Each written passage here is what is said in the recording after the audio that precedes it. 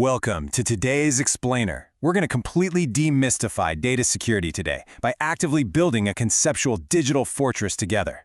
Whether you're an absolute beginner or just looking to sharpen your knowledge, we're going to break down exactly how your data is targeted and, more importantly, the tactical steps we actually use to defend it. Here is our roadmap for today. We'll cover the vulnerable digital world, the threat landscape, and malware and physical theft. Then, we'll dive into our defense arsenal, authentication and encryption, and finally, wrap it up with the human element. Part 1. The vulnerable digital world, where data lives and moves. Think about it. Data security is really just about architecting digital locks for our absolute most valuable personal assets. The second we turn on our computers or our smartphones, our data is at risk. It is a high-stakes environment out there, and understanding how these digital locks actually work, well, that's your very first step in taking control of your own security. So here's the crucial thing you've got to understand. Your data basically lives in two distinct states. First up, we've got data at rest. This is exactly what it sounds like. Information physically stored right there on your smartphone, your hard drive, or your network. And it's inherently vulnerable just because it's all sitting there in one consolidated spot. But then we have data in transit.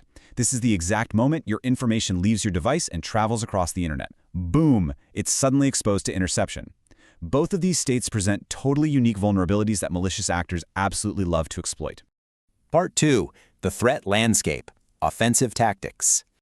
All right, let's talk about our first major, and probably the most well-known threat, hacking. Hacking is basically a brute force breach. It's when someone gains illegal, unauthorized access to a computer system or network. And the impact? It can be devastating.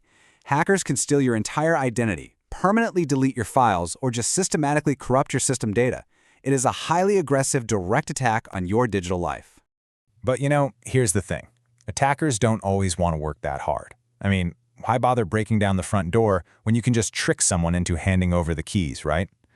That is what we call social engineering. This is when malicious actors use deceptive messages to manipulate targets into voluntarily handing over their bank details, passwords, and personal data.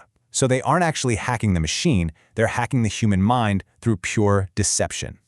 Now, this psychological trick usually happens across three specific vectors.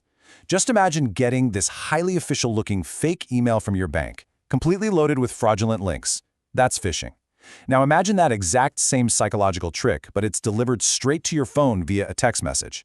That's smishing, which is short for SMS phishing.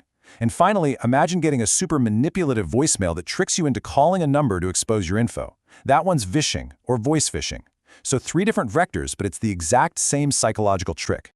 Okay, now we have to talk about an extra sneaky tactic called farming. Unlike phishing, where you accidentally click a bad link, with farming, you actually type the correct web address into your browser. Literally no typos. But malicious code on your computer or a web server intercepts that request and forces an invisible redirect to a totally fake website. You typed it right, but you still end up in a highly dangerous place. This is exactly why you always have to visually verify that HTTPS and that little padlock symbol before you enter any data. Part 3. Malware and physical theft, infections and proximity. Let's rapidly catalog what I like to call the malware mess. So malware is just a broad term for software designed to systematically damage or disrupt your devices. First, we have viruses. These copy themselves to corrupt your files, but they actually need a host program to run. Worms are kind of similar, but they're autonomous. They self-replicate and spread across networks totally on their own. Then you've got the Trojan horse. This is malicious software heavily disguised as a useful, totally harmless app, like a free game. Spyware? Super covert. It secretly monitors your activity to gather intelligence. Adware is that annoying nuisance that just floods your system with unwanted pop-ups. And finally, the really scary one, ransomware. This hostile code encrypts your local data, holds it hostage, and demands financial payment to unlock it. But hey, we absolutely cannot forget about the physical world. Let's ground this in everyday reality for a second. Imagine you're just standing at an ATM. You could easily fall victim to what's called shoulder surfing. Literally criminals just physically standing there watching you type in your PIN. Or even worse, card cloning. This uses hidden hardware attachments. A skimmer is hardware secretly installed on the ATM to steal your magnetic stripe data. And a shimmer is this ultra-thin insert inside the smart card reader that intercepts your secure chip data. So the threat is literally standing right over your shoulder or hiding right there in the card slot. Okay, let's take a deep breath. We've just looked at hacking, social engineering, malware, and physical theft. So with all these threats out there, how in the world do we actually stay safe? How do we fight back? Well, it's time to shift gears from the threats we face to the solutions we are going to build. Part 4. The Defense Arsenal, Building the Fortress. To achieve true security, we need two twin pillars to hold up our secure data. Pillar number 1 is authentication. This is identity verification. It's about proving exactly who you are, so that only authorized people get initial access to the system, basically keeping the bad guys out. Pillar number 2 is encryption. This is data obfuscation. It makes the data completely unreadable. This is absolutely crucial because it means that even if authentication fails and your data is stolen, it is completely useless to the attacker. Let's dive into authentication first. One of the absolute coolest ways we do this is through biometrics. This maps your unique human physical traits to authenticate access. For example, we use fingerprint scans, which are incredibly accurate, though they do have a slight vulnerability. They can fail if your finger is cut or dirty.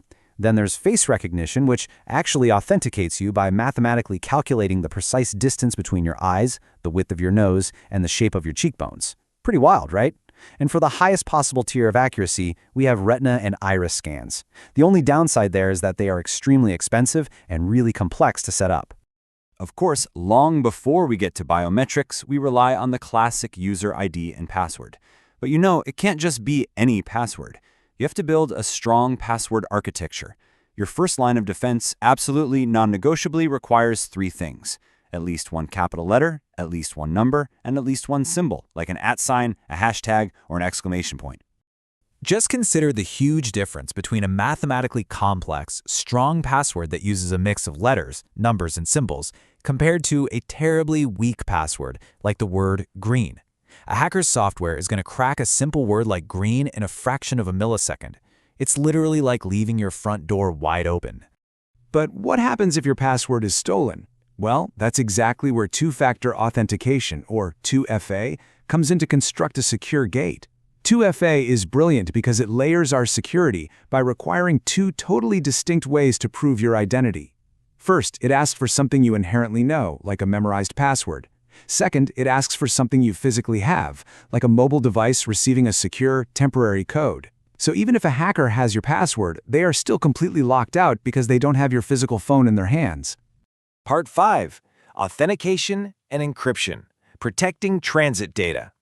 All right, I want you to imagine your network has an active, tough security guard standing right at the perimeter. That is your firewall.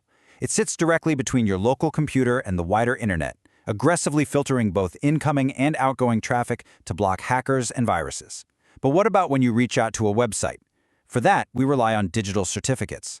These function basically like digital ID cards that cryptographically confirm the exact identity of the person or server sending the data. And this works hand in hand with SSL, or Secure Sockets Layer, which is a strict protocol that encrypts the data passing between your browser and a website.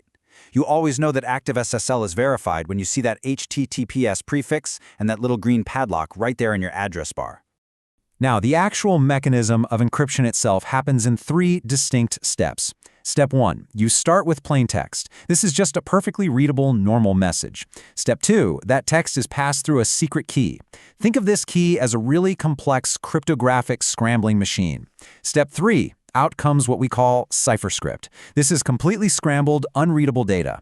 The sheer beauty of this system is that if your network gets breached and the data gets intercepted, the hackers just see weaponized gibberish. They absolutely cannot understand a word of it without possessing the exact decryption key. Part 6. The Human Element. The Ultimate Fortress. So, as we've seen, true data security really is an entire ecosystem. You've got firewalls guarding the perimeter, SSL protecting the transit path, authentication controlling the gates, and encryption securing the data core. But wrapped around all of that is the human brain. Technology is honestly only as resilient as the user operating it. Whether you are physically shielding your PIN with your hand at an ATM or rigorously verifying a website's URL before typing in your password, your behavior is just as critical as the sophisticated software deployed to protect you.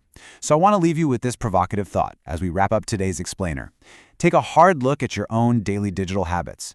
Are you currently the strongest wall in your digital fortress, or are you the weakest link? Stay alert, stay secure, and keep learning.